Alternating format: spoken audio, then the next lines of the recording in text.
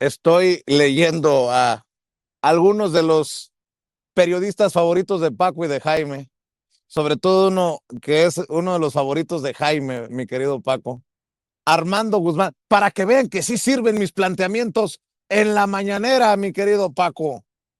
Armando Guzmán dice: señora presidenta, nunca he recibido chayote de nadie.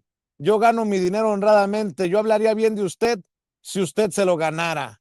Y es que con Carmen Aristegui el debate fue de por qué en 2026 la presidenta sigue aplicando el no pago para que me peguen o pago para que no me peguen.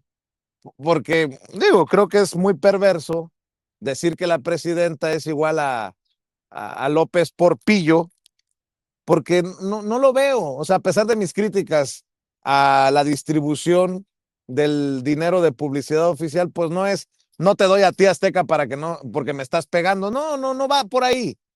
Es porque el dueño de TV Azteca debe dinero y porque algunos literalmente están en el proceso de putrefacción, ¿no? Lo ha dicho la presidenta Claudia Sheinbaum Pardo, pero bueno, veo muy interesados a muchos de estos periodistas diciendo: no somos chayoteros. No, que no, cabrones, no, que no se pronunciaban, porque si se pronuncian públicamente, Paco, esa es mi opinión, no sé tú qué piensas, pues ya tenemos registro para, en caso de que salgan las pruebas, en caso de que salgan en las listas, poderles decir: a ver, cabrón, aquí estás. Como en su momento se la aplicamos a Joaquín López Dóriga con los 250 millones que recibió en tiempos de Enrique Peña Nieto. Por ahí va la cosa. Y eso que somos señores extraños que se presentan en la mañanera, diría Ciro Gómez Leiva. Fíjate, Vicente y Jaime, fíjense, yo voy a aplicar lo que decía en algún momento Joaquín Vargas, que era dueño de MBS. Voy a aplicar lo que él dijo cuando se refería a Felipe Calderón y a Javier Lozano, que era su operador político y secretario del Trabajo, ¿no? Cuando despidieron o estaba el proceso para despedir a Carmen Aristegui por órdenes de Felipe Calderón, yo he platicado en algunos de mis libros, lo platico también en su momento. Tú recuerdas que Fernández Noroña desplegó una manta en el Congreso de la Unión en el que daba a entender que Felipe Calderón era un alcohólico. Y a partir de ahí nace el despido de Carmen Aristegui. Y Joaquín Vargas cuenta de esta forma la censura de Calderón. Vía Javier Lozano: si recontratas a la periodista, a tu proyecto se lo lleva a la chingada. Esa era la censura en tiempos de Felipe Calderón. La libertad de expresión no existía. Era una doble presión. Por un lado, las formas tradicionales de censura gubernamental y presión política desde el corazón del calderonismo. Por el otro, la violencia armada y la imposición de silencio violento por parte de Felipe para evitar o para que la prensa no publicara nada. Aquí hemos platicado, ¿no? Diversos informes de organismos internacionales ubicaron al sexenio de Felipe Calderón como el gobierno más peligroso para ejercer el periodismo en la historia del país. Había censura directa, como este caso a Joaquín Vargas, ¿sí? La salida de Carmen Aristegui cuando fue en febrero de 2011, cuando la despiden, o cuando Carmen publica esto, la verdad es que Calderón aplica eso, la dureza, ¿no? Y MBS después, con la amenaza de Javier Lozano, argumentó violaciones al código de ética. Y presionaron a Joaquín Vargas. Finalmente, esa es la presión. Y luego, por otro, para ligarlo a una pregunta que te hacen en el auditorio o una solicitud, Felipe Calderón y Vicente Fox Quesada asfixiaron al gobierno de el proyecto de José Gutiérrez Vivó, a mí nadie me lo platica, Vicente. Yo trabajaba con José Gutiérrez Vivó en esa época. Nadie me lo platica. Había presión primero del gobierno de Vicente Fox y luego de Calderón para no darnos un centavo de publicidad. Había represalias gubernamentales, congelamiento total a las pautas publicitarias, no solo del gobierno, Felipe Calderón tenía amenazados a los empresarios desde la Secretaría del Trabajo para forzar el cierre definitivo de Monitor en todos sus aspectos. Y yo era uno de los responsables, ¿no? Pero era uno de los dos responsables de Diario Monitor, la versión impresa de Monitor de José Gutiérrez Vivó. Había un acoso judicial a José Gutiérrez Vivó y a todo lo que representaba Monitor. Venía desde Vicente Fox Quesada. Pero el mismo acoso judicial lo sufrieron Contralínea, además de Carmen Aristegui y de José Gutiérrez Vivó. Sí, lo sufrieron Contralínea, nada más hay que ver los señalamientos que hacen a Miguel Vadillo, que es amigo de la Casa de Sin Censura, Nancy, que conoce bien todo ese problema, Ana Lilia Pérez, que enfrentaron demandas y acoso judicial respaldado por instancias gubernamentales por publicar reportajes que no le gustaban a Felipe Calderón, y el brazo represor era Javier Lozano. Y luego finalmente rematamos con este acuerdo de, ¿cómo se llama? Acuerdo para la cobertura informativa de la violencia en marzo de 2011, ¿lo recuerdan? Una convocatoria de Felipe Calderón por órdenes, porque lo sé, por órdenes de Genaro García Luna. Más de 700 personas reunidas en la ceremonia. Los maestros de ceremonia, ¿quiénes fueron? Loret de Mola y Sergio Sarmiento, entre otros, pero ahí estaban todos estos periodistas ilustrados que aceptaron someterse a las órdenes de Felipe Calderón y García Luna, y el objetivo era cambiar la narrativa de la violencia para hacerle imagen política a Genaro García Luna y eventualmente hacerlo candidato presidencial por el Partido Acción Nacional. Esa era la censura en serio. Esa era. La cuestión es que en las estaciones de radio, en los periódicos, solo podía publicar, transmitir a quienes autorizaba el gobierno de Felipe Calderón Hinojosa, pero ya se les olvidó. Javier Lozano era el brazo represor de Felipe Calderón Hinojosa. Y los medios independientes y defensores de los derechos humanos, la verdad es que sufrieron bastante. Fueron obligados a someterse a una especie de autorregulación para homogeneizar el lenguaje, sustituyendo palabras como ejecuciones, por ejemplo, o narcotráfico, que no le gustaban a Calderón ni a Genaro García Luna. Así que había silencio por violencia y silencio por censura, que además derivó en autocensura. La censura más drástica vino del gobierno de Felipe Calderón Hinojosa. Así que allí tienes, eso es censura.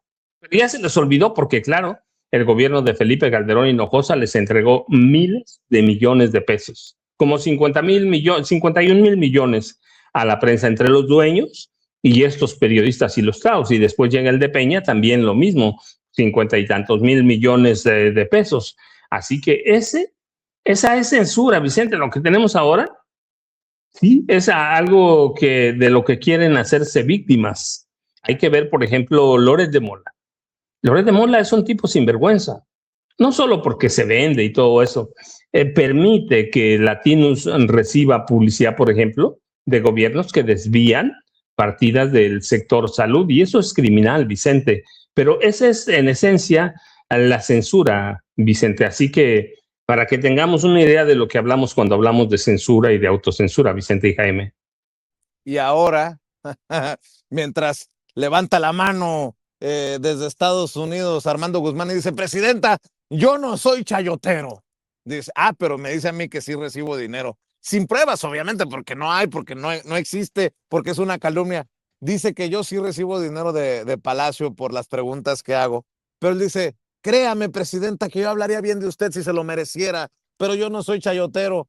Mientras vemos este debate con Carmen Aristegui, que me parece triste, porque Carmen supo, porque Carmen estuvo, porque Carmen está, y porque se dio cuenta de lo que ocurría contra José Gutiérrez Vivó, contra el maestro José Gutiérrez Vivó y su equipo, como lo está diciendo Paco, pues deberíamos denunciar, por ejemplo, al saco de pus, a Javier Lozano, que era el secretario del Trabajo en ese entonces, con Felipe Calderón, en los tiempos de la censura, de la verdadera censura, que hoy sale a defender a Luis Cárdenas, porque además Luis Cárdenas dice, yo me voy porque se acaban los ciclos, a mí nadie me está corriendo, a mí nadie me está presionando, pero salen ya estos a defender al pobrecito de Luis Cárdenas que no dio el ancho en MBS. ¿Tienes el audio, Marvel? A ver, suéltalo, por favor. A ver si lo tiene el audio de Javier Lozano, la querida Marvel. Por favor, Ceci Marvel. Otro más que cae. Se trata de Luis Cárdenas, el periodista del noticiero matutino de MBS Noticias. De un día para otro nos hizo ver a través de redes sociales que era su último día al frente de esas cámaras y micrófonos. Y fue igualito, ¿eh? De un día para otro, adiós. ¿Por qué? Nunca sabremos el por qué oficialmente, pero sí sabemos por qué a partir del comportamiento, de la conducta y este talante autoritario que tiene la presidencia de la República y este régimen de los morenarcos. Esto es censura pura y dura. Por la misma razón. Si es instrucción presidencial, pésimo. Si es autocensura, peor. Hay cínicos y este hijo de la chingada de Javier Lozano.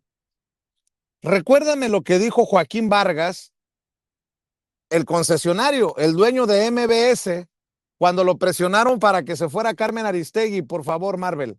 Creo que es tu video número 8.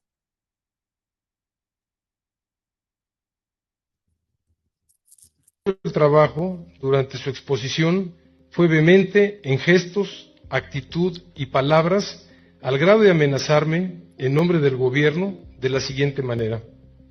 Hemos encontrado que tu proyecto de la banda 2.5 tiene méritos propios, pero si recontratas a la periodista, a tu proyecto se lo lleva la chingada.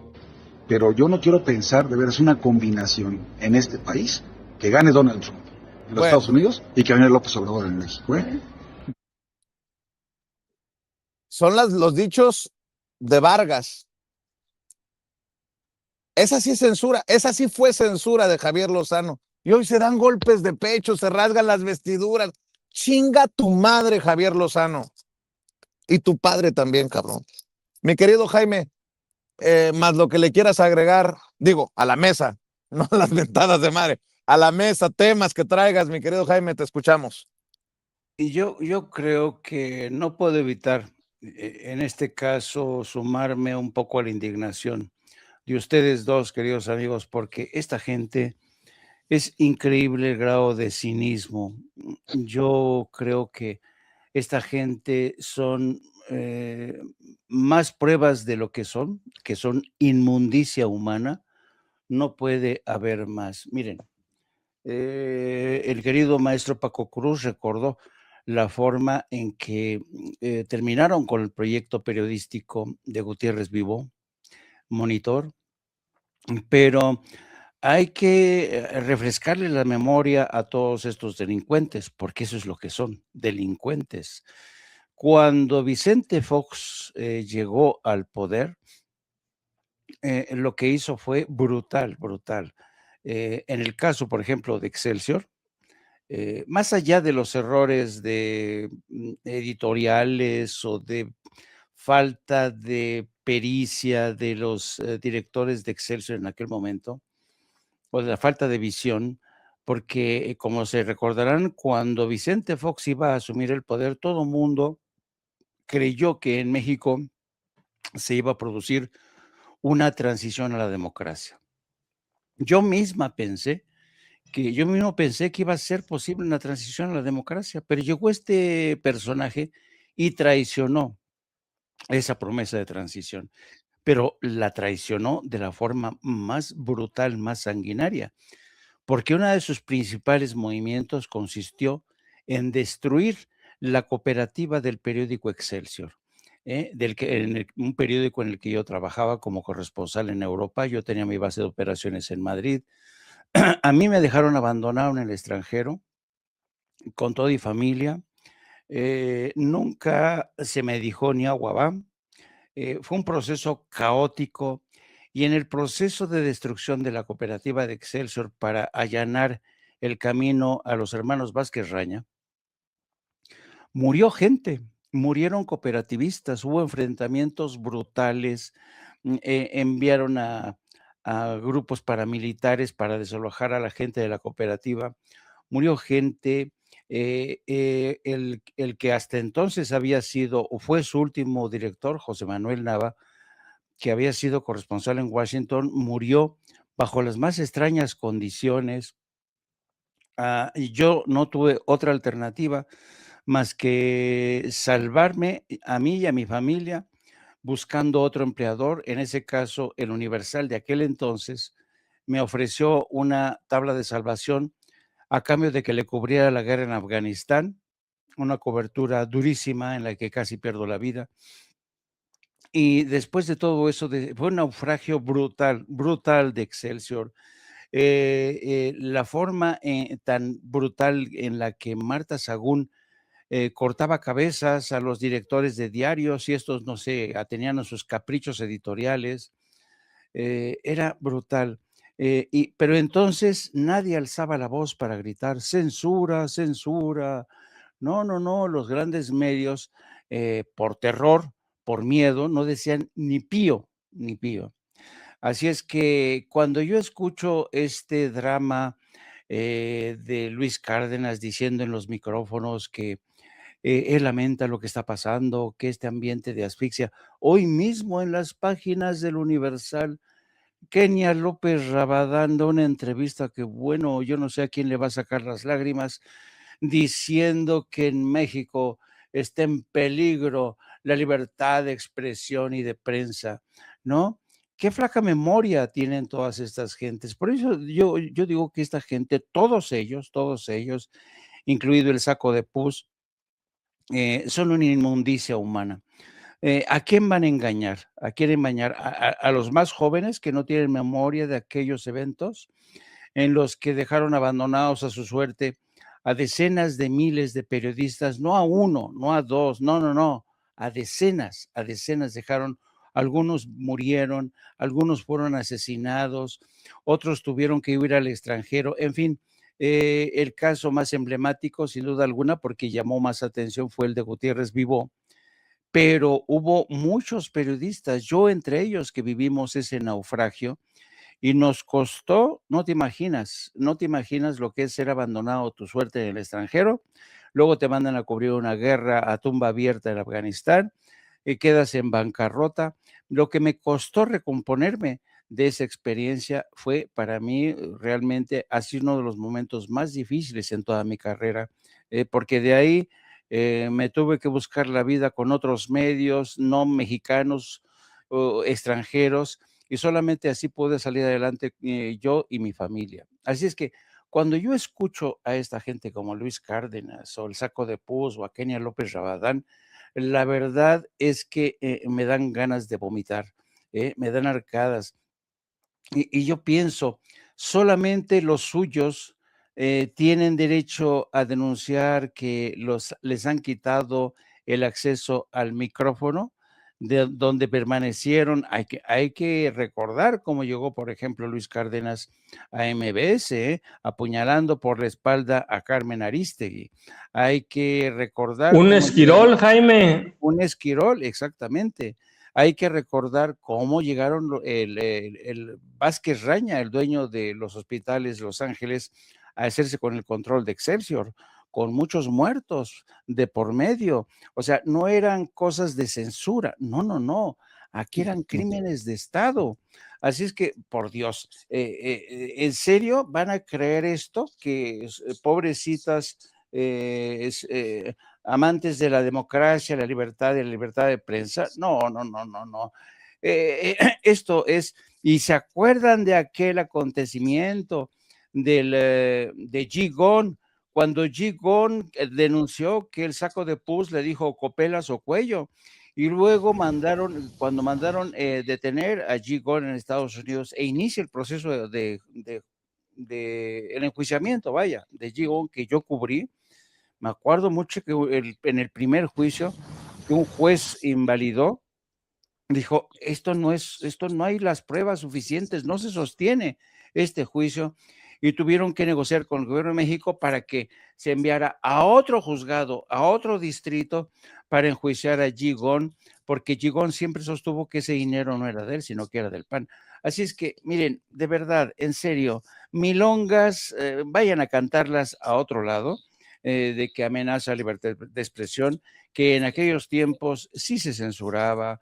Paco y yo somos de una generación que se dejó muchos pelos en la gatera, que muchas veces nos vimos obligados a irnos al extranjero, y para escuchar a estos botarates como Luis Cárdenas, casi llorando, estoy aquí con un nudo en la garganta. Yo no quiero ni narrarles lo indecible que fue mi experiencia cuando me dejaron abandonado, si no es porque el Universal y otros medios extranjeros me contratan, yo hubiera quedado abandonado, pero en fin, cada quien tiene, hay gente que tiene corta y hay gente que tiene memoria.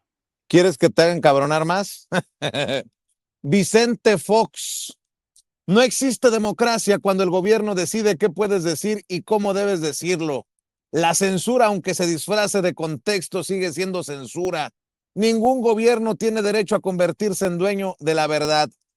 Vicente Fox, aquel señalado por Gutiérrez Vivó en su último, y lo vamos a recordar aquí. Aguántenme tantito.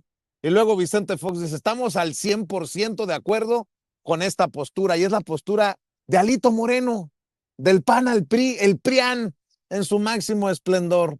Dice el comunicado, la carta abierta firmada por Alejandro Moreno Cárdenas, presidente del PRI. México atraviesa el momento más oscuro para la libertad de expresión y el ejercicio del periodismo. Desde el gobierno se impone la descalificación sistemática, el señalamiento personal y la estigmatización de quienes cuestionan valientemente al poder. Cuando Claudia Sheinbaum utiliza su tribuna para desacreditar a periodistas críticos, fortalece el autoritarismo, continúa rompiendo el régimen democrático y envía un mensaje de intimidación a toda la sociedad para imponer una narcocensura. Están paso a paso y con desesperación destruyendo al país.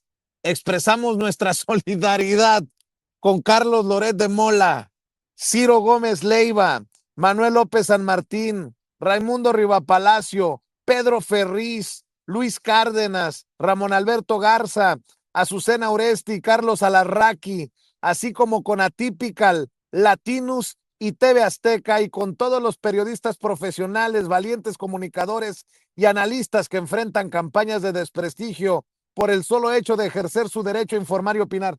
Ya no les leo por respeto más estupideces, mamarrachadas que publica Alito Moreno y que respalda Vicente Fox.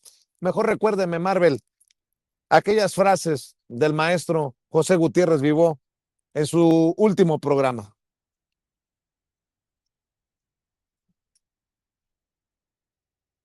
Decirle, señor presidente, que a mí también me vienen a decir cosas de usted.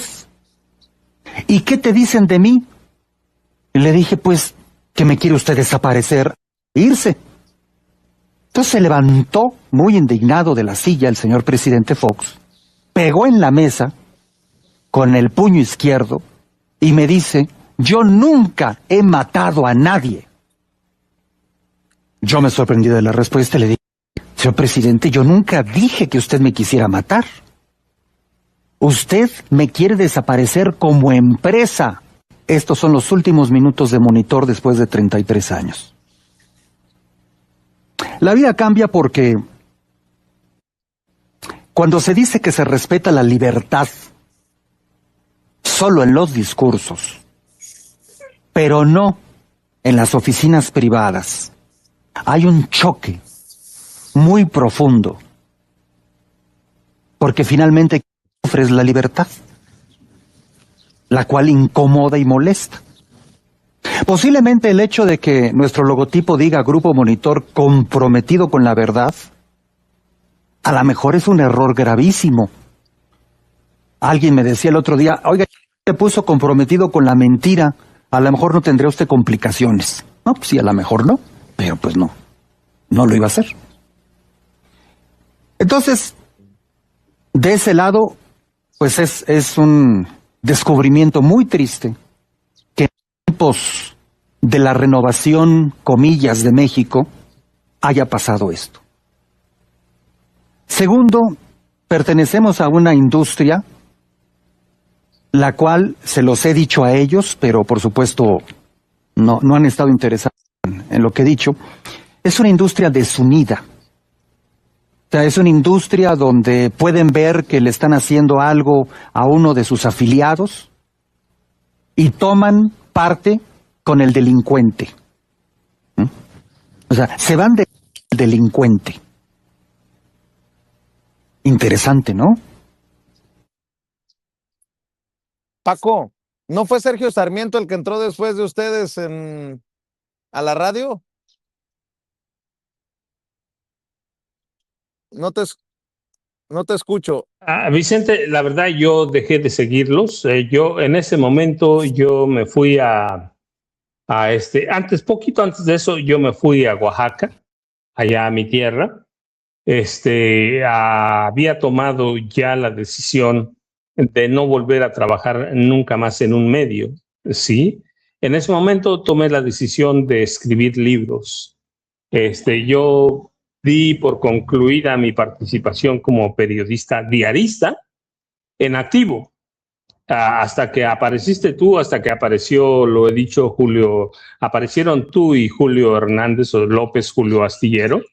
Pero yo, después de esas acciones de Vicente Fox y Felipe Calderón, yo, Vicente, tomé la decisión de no volver a escuchar radio, ni ver televisión, ni leer periódicos en México, hasta que apareciste tú que siempre lo voy a agradecer, apareció Julio Astillero, pero yo estaba muy feliz aquí en mi pueblo escribiendo, investigaba, me regresaba aquí a mi pueblo a escribir libros, nunca más volví a escuchar radio, nunca más volví a ver televisión, así que si no aparecen tú y Julio Astillero, yo habría seguido muy tranquila mi vida aquí, Jaime y Vicente, pero... Oye, Jaime, ahora resulta que yo soy el malo de la película. O sea, si no hubieras aparecido tú y Julio, yo estuviera muy tranquilo. O sea, no me estuvieran tirando calabaza por culpa de Sin Censura. No, maestro. No, más bien digo, si no aparecen ustedes, yo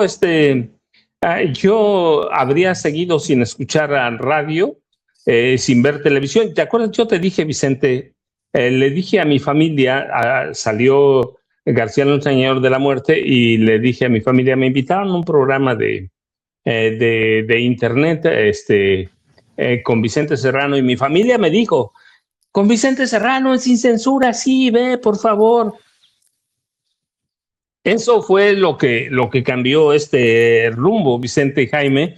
Mi familia ya tenía un buen rato escuchando a Vicente Serrano, escuchando a Julio Astillero, pero cuando les dije de Vicente, te lo platiqué, Vicente. Recuerdo que incluso mi familia estaba por acá y me dijeron, sí, ahí está con Vicente Serrano. Así que, no, yo siempre lo voy a agradecer, pero si no es por ustedes, yo aquí en mi pueblo no, bueno, sí, ni siquiera tenía internet, Vicente y Jaime.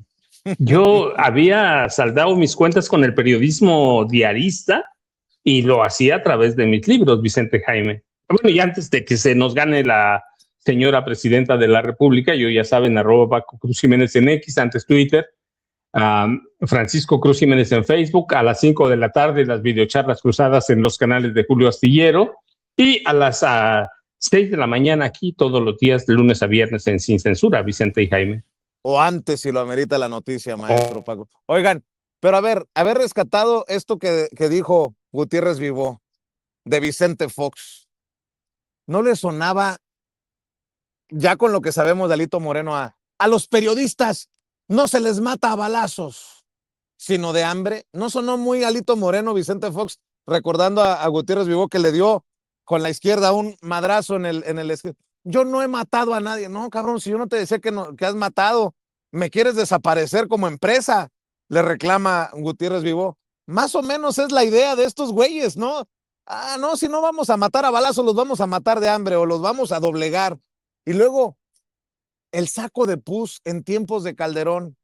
Si recontratas a esa mujer, te va a llevar la chingada. Lo digo, lo recordamos para los más jóvenes o para los cortos de memoria, para que no se nos olvide que estos hijos de la chingada que hoy andan diciendo censura, hoy que andan defendiendo la libertad de expresión, en su momento fueron los verdugos.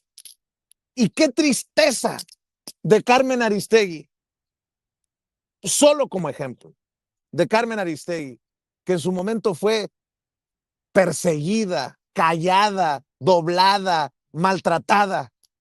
Hoy, literalmente, se olvide de su propia historia. Lo digo con mucho respeto. Lo digo con mucho respeto. Mi querido Jaime, ¿con qué quieres cerrar tú?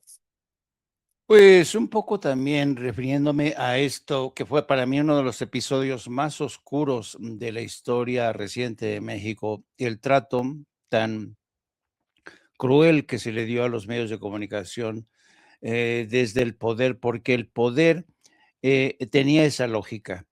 Los medios, los periodistas tenían que someterse, como lo hizo Calderón en aquel año de 2011, cuando este grupo de comentócratas, dueños de diarios, concesionarios, se hicieron el harakiri para plegarse a la voluntad de Felipe Calderón de no informar sobre el baño de sangre, sobre la multiplicación de las fosas comunes en todo México. Y en lugar de haber adoptado una política más creativa, más imaginativa, por ejemplo, como lo hizo Colombia en su momento, porque ustedes saben que Colombia, durante los más duros años de los atentados contra libertad, ahí sí se la jugaron los colombianos cuando Pablo Escobar dinamitaba diarios, asesinaba, secuestraba a directores de diarios, a periodistas.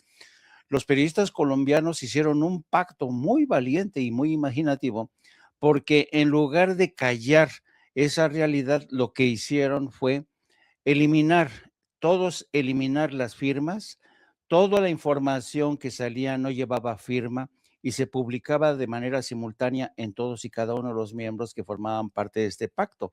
De esta manera, los cárteles de la droga no tenían a quién echarle la culpa, no tenían a quién secuestrar, a quién dirigirse con sus ataques, ¿no? Con esta campaña de muerte.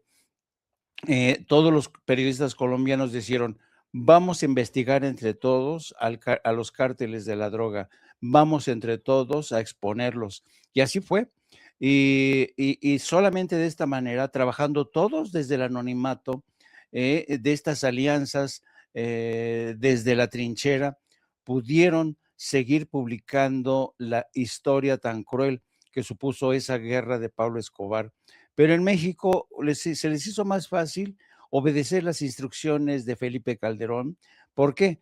Porque Felipe Calderón sabía que quien manejaba el negocio tras bambalinas era él y su principal colaborador. Me refiero a Genaro García Luna. Así es que por donde se le mire, los gobiernos del PRI, del FAN, insisto, fueron el partido de la inmundicia humana. Que acallaron voces, cerraron medios de comunicación, asesinaron a periodistas y luego le echaban la culpa a el crimen organizado. Y una última consideración que considero importante. Se han dado cuenta que en medio de este dramatis personal de Luis Cárdenas, de toda esta gente que dice que es censurada, los dueños de los medios, por ejemplo, de MBS, no han dado la cara para decir mentira, esto no es censura, el señor tiene bajos niveles de audiencia, no hay un concesionario, un dueño de estos medios que salga a aclarar las cosas. ¿Por qué?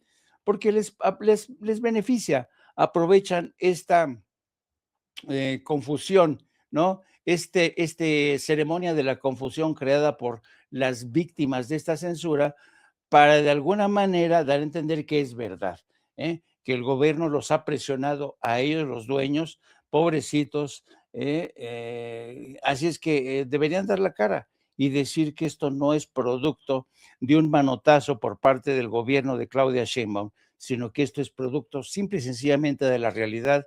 Esta gente, estos medios de comunicación ya no conectan con la sociedad, se han convertido en muertos vivientes, ya nadie les cree, nadie los lee.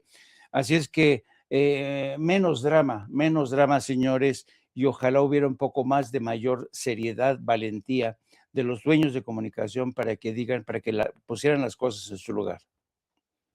A la una, en No Apto para Cínicos, ¿no, Jaimito? Volví a perder tu audio, perdón. Y a la una los espero para con mi querida esposa, la periodista Lourdes Salas, a quien conocen todos como Hildy. Vamos a hablar de todo lo que ha ocurrido en México y en el mundo. Así es que los esperamos. No se olviden, a las 13 horas, No Apto para Cínicos. Y les mando un abrazo a ustedes dos, queridos amigos. Y pues sí, reconocer, como dijo el maestro Paco Cruz, si no hubiera pasado cerca de nosotros ese buque insignia que se llama Sin Censura, no sé dónde andaría.